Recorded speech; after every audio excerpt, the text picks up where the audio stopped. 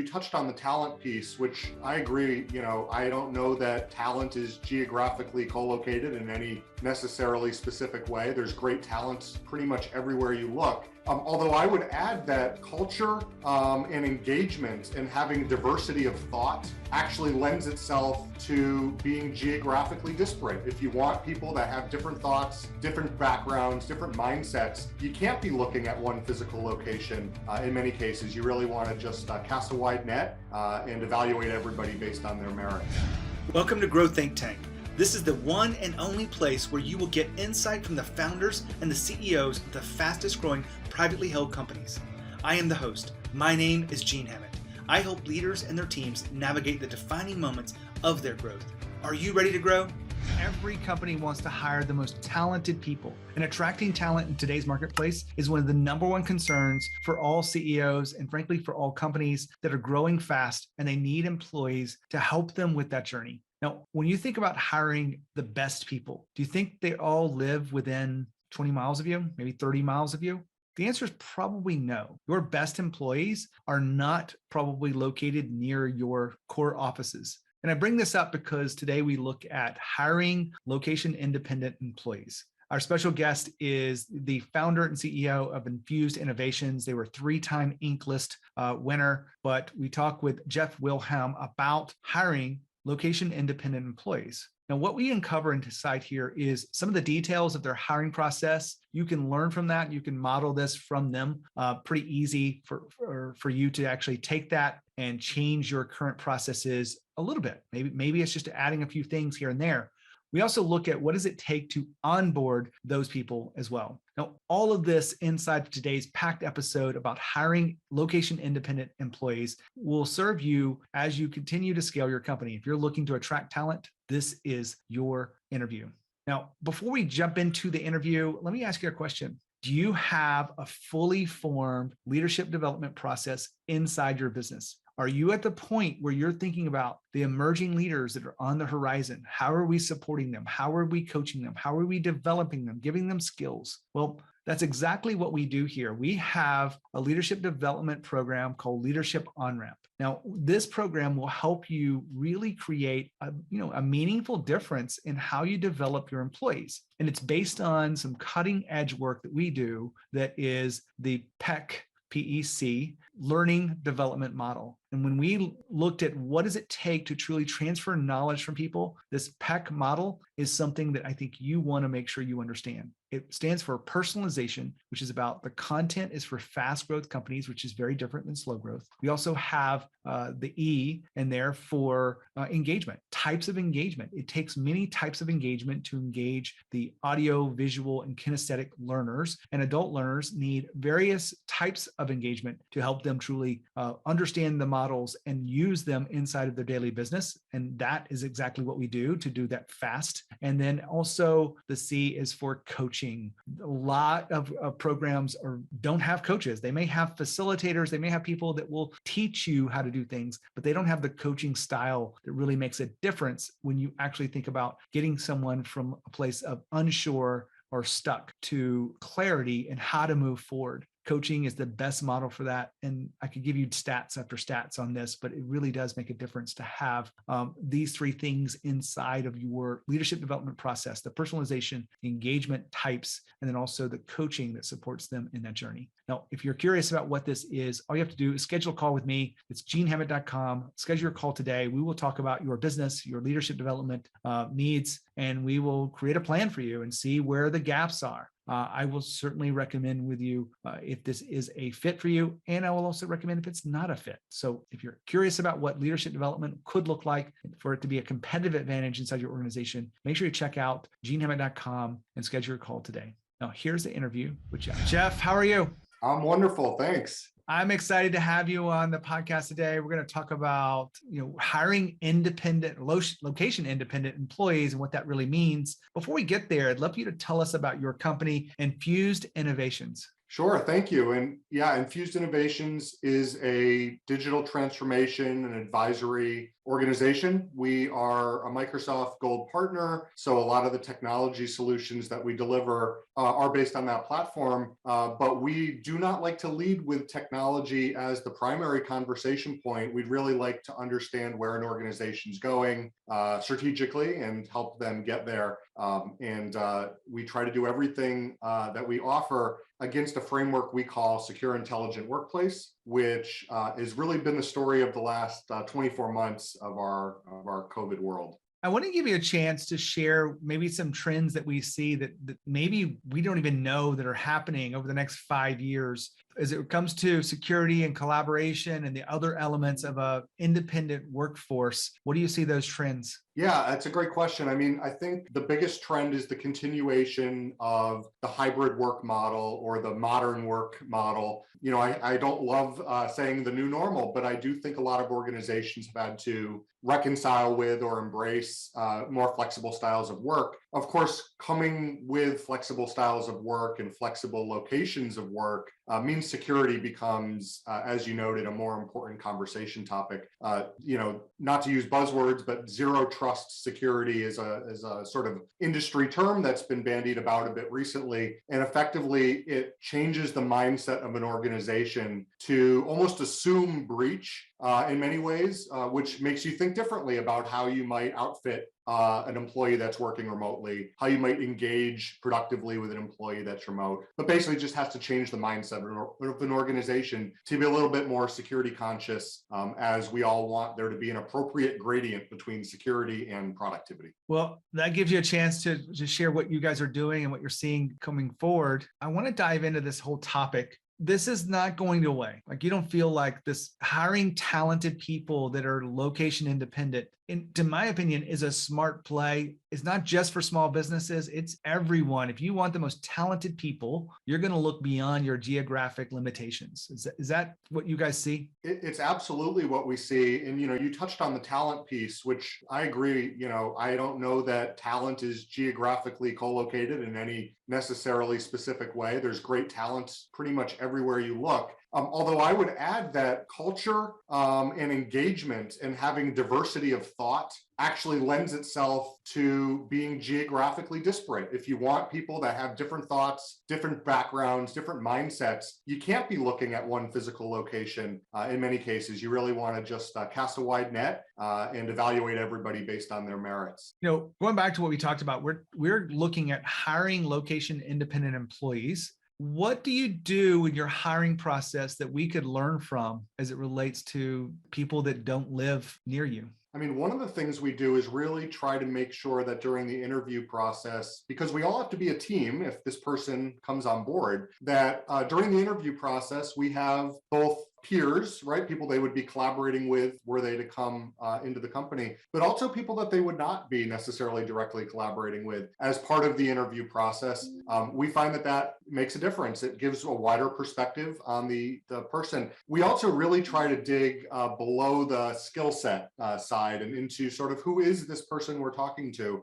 There's so many interesting things happening around the country. I was on with somebody yesterday from Wyoming, and they were talking about, you know, blockchain in Wyoming and all these interesting things happening, something I never would have really thought about. I was on with somebody else, you know, who's more local to me that is involved in the wind farm industry and, you know, global warming. And again, really fascinating things happening all over the country. So we try to dig a little bit deeper in the interview process and engage more people in that process, even though ultimately it ends up taking a little bit longer. Well, I want to get really specific on this part because beyond the skill set, we already know that you work in digital transformation, which is fairly technical. And I know there's probably jobs that aren't as technical, but some are very highly technical when it comes to security. Are you looking at companies or people that are a culture fit? And do you weigh that differently as it relates to skills? Or do you see that kind of working differently in your hiring process? Yeah, that's a super question. And we've actually debated that a bit on our own, you know, management team, right? Is skill more important than cultural fit? The short answer is no. Cultural fit takes a precedence over skills. And that doesn't mean we're looking for people that only fit culturally and the skills don't matter. Clearly, as you mentioned, technical skills do matter for what we're delivering. But in a smaller organization, we have found that one or two inappropriate hires or not great fits have an outsized impact, more so than missing a skill or two. Skills can be trained, and there's great frameworks for training people and getting certifications and things like that. But a good cultural fit with our organization is really the most important thing, and it's why our hiring process tends to take a bit longer than I think others in our industry might take. I don't want to call out anybody by name, but that's a pretty bold statement there. One or two inappropriate hires has an outsized impact on the company. Was there something specific that you can share with us that lets us know that it really had a dramatic impact on your company? Yeah, I mean, again, without naming any names, I do think that there have been times, and I think being introspective as a leader means understanding where, you could have done better in the past. And there have absolutely been one or two instances where we let somebody who had great technical skills stay longer for the wrong reasons than we probably should have. And they were having a negative impact on the culture of the organization. Ultimately those, changes were made and the organization's better for it. But, in the moment, if somebody's, producing revenue and active in a project, you're really weighing like, what's the impact to the company? What's the impact to the customer? And what's the impact to the sort of human assets that are culturally what make up an organization? And what impact is that person having on those? So yeah, there absolutely have been instances where I feel like I could have moved faster, but, in retrospect, it's made me a better hirer. It's made our company a little bit smarter about the cultural fits. Jeff's been talking about hiring, and we've been looking at hiring someone and the cost of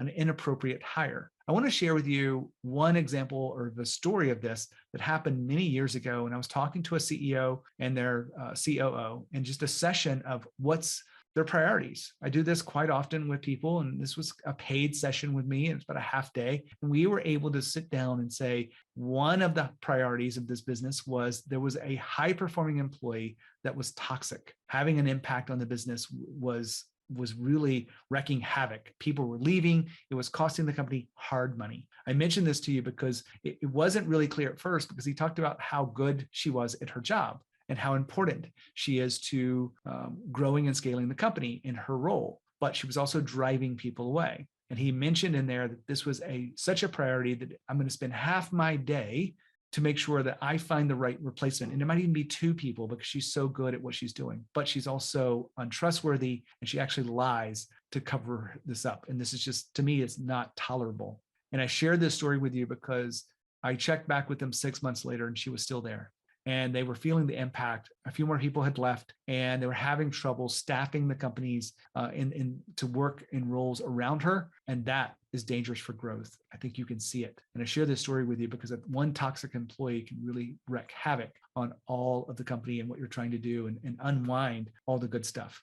And back to Jeff. Beyond the hiring process, is there anything you do unique inside the onboarding with location independent employees that makes this work for you? Yeah, I mean, one of the things we love to do, of course, is send a welcome package.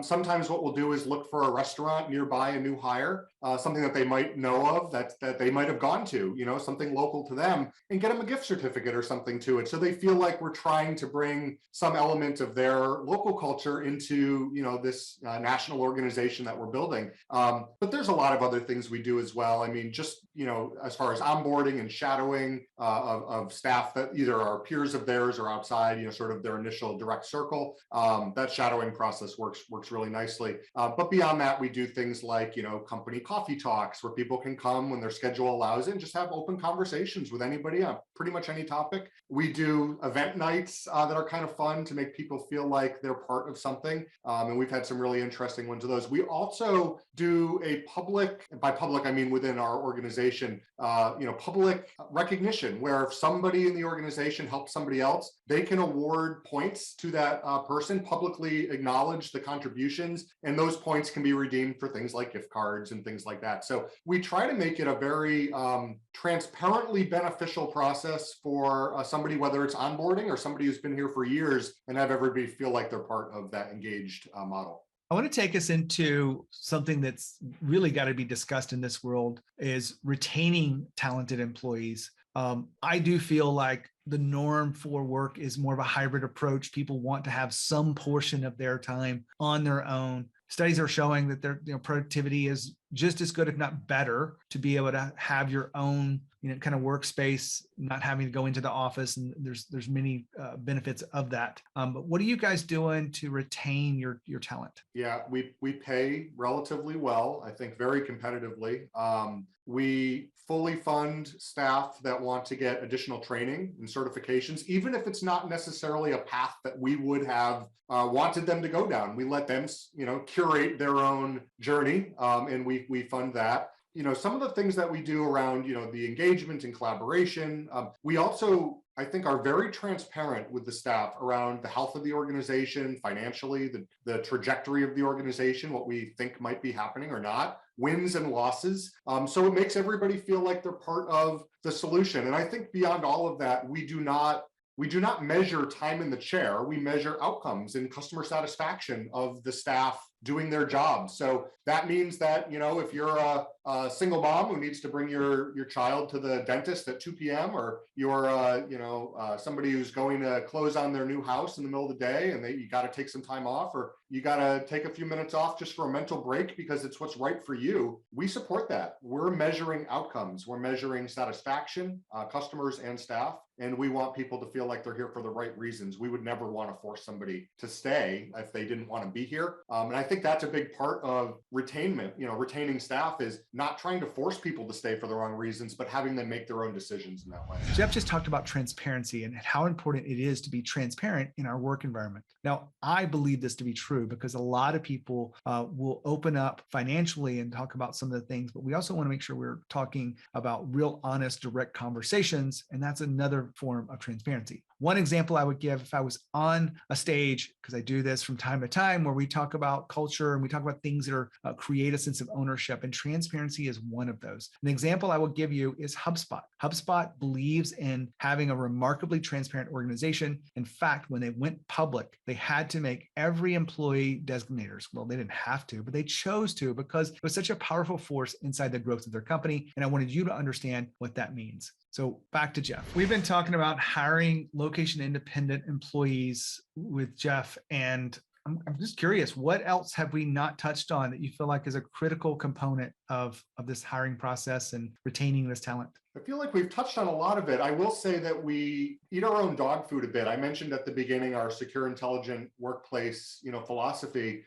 It's a framework, but it's a philosophy for our own organization. So the same things we're doing internally and learning from are things we're coaching, our customers and clients on. So, our customers and clients get to sort of emulate the model that we're living. And a lot of them are doing the same thing. They're realizing they can cast a wider net. And frankly, in this world, whether it's LinkedIn or other platforms, social networks or professional networks, I think a lot of organizations are realizing that hiring within a given geography and a certain type of person that they might have a sort of precognition about, this is what I need, isn't necessarily the way of the future.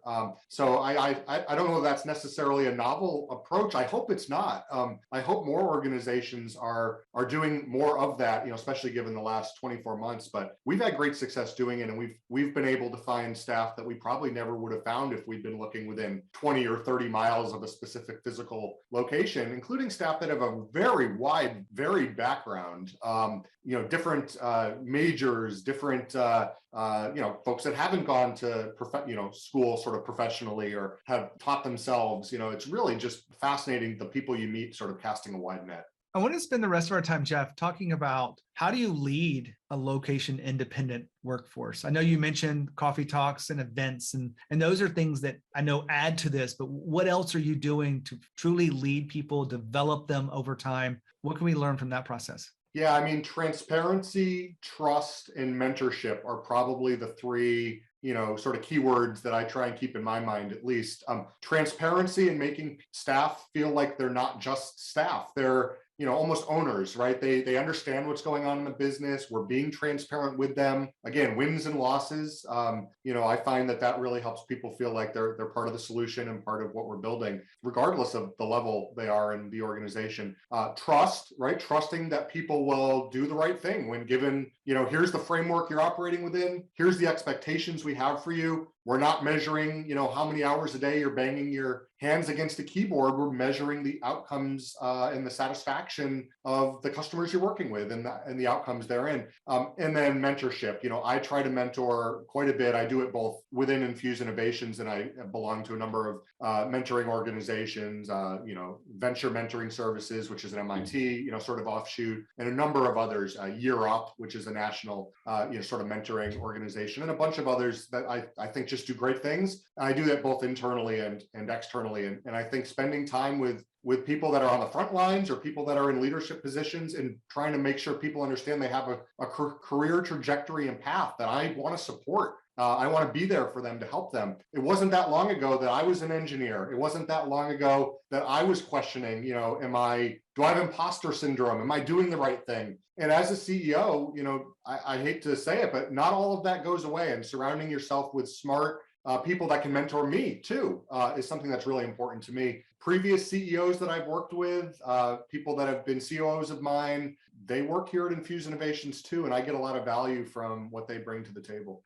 Mentioned imposter syndrome, and I know that a lot of people have probably heard this. CEOs definitely face this. What is your understanding of imposter syndrome, and how is it showing up for you, even as you run this company successfully over the years? Yeah, I mean, we were chatting briefly before the podcast, and I mentioned this sort of cult of the CEO, or the CEO that's supposed to feel like they know everything and they're larger than life. And I made a comment to you that I felt like that was dangerous. I didn't think that was great, both for the staffs and frankly, mental health and well-being and things like that. When I say imposter syndrome, I feel like staff looks up to the C-suite, that they have all the answers, that everything's going to be okay. And of course, we do try to project that positive, everything is going to be okay.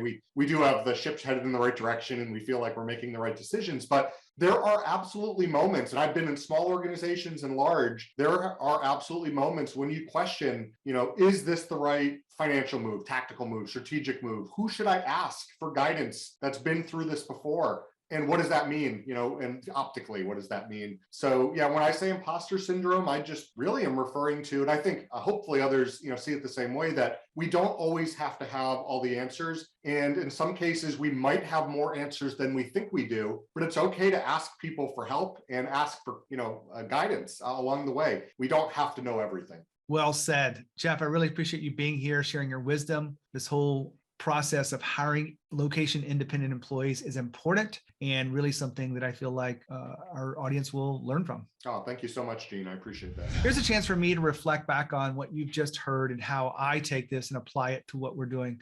Location independent employees are not to be worried about. There's something to actually embrace, because if you do want the most talented positions, which we all want the most talented people for these positions, you want to make sure it's not geographically limited, but you also want to make sure your hiring process supports that. You have onboarding processes, you have the way to engage with people as you retain these talented people. It can be hard for them to be stuck out, only seeing people that they work with once a year or twice a year. You want to make sure you're engineering some of those things around that. And you want to make sure you're leading them effectively, maybe even powerfully. And that's the core of what I do as an executive coach, is helping you become the leader that your team deserves, helping all of those around you be stronger leaders. And that's the core of what we do at our company. If there's anything we can help you with, make sure you go to genehammett.com, schedule a call just to talk about what is your plans for growth and what is getting in the way. I do this quite often, at least once a week, where I'm taking someone from the audience to talk to them about what they're going in their business. This is not a sales call. It really is a true